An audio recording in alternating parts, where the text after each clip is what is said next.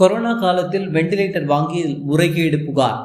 கர்நாடக பாஜக தலைவர்களை விசாரிக்கும் நீதியரசர் மைக்கேல் டி குன்ஹா, கொரோனா காலகட்டத்தில் கர்நாடகாவில் ஆட்சியில் இருந்த பாஜக அரசு பெருந்தொற்றை கட்டுப்படுத்தும் நடவடிக்கையில் பெரும் ஊழல் முறைகேட்டில் ஈடுபட்டதாக புகார் எழுந்துள்ளது. அதனை விசாரிக்க நீதியரசர் மைக்கேல் டி குன்ஹா தலைமையில் விசாரணை ஆணையம் அமைக்கப்பட்டுள்ளது. இது பாஜக மூத்த நிர்வாகிகளை அதிர்ச்சியில் ஆழ்த்தியுள்ளது. நீதியரசர் மைக்கேல் டி குன்ஹா ஜெயலலிதாவுக்கு சிறை தண்டனை வழங்கியவர்.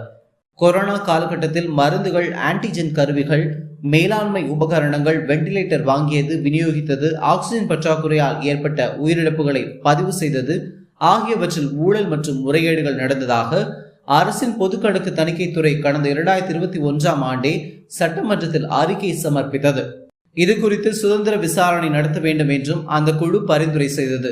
மேலும் கொரோனாவிற்கு உரிய சிகிச்சை அளிக்கப்படாமலும் சிகிச்சை பலனின்றியும் சுமார் 1,58,000 பேர் உயிரிழந்ததாகவும், ஆனால் கர்நாடக அரசு வெறும் 37,000 பேர் மட்டுமே இறந்ததாக பதிவு செய்துள்ளதாக பொது தணிக்கைத்துறை பகிரங்கமாக குற்றம் சாட்டியிருந்தது.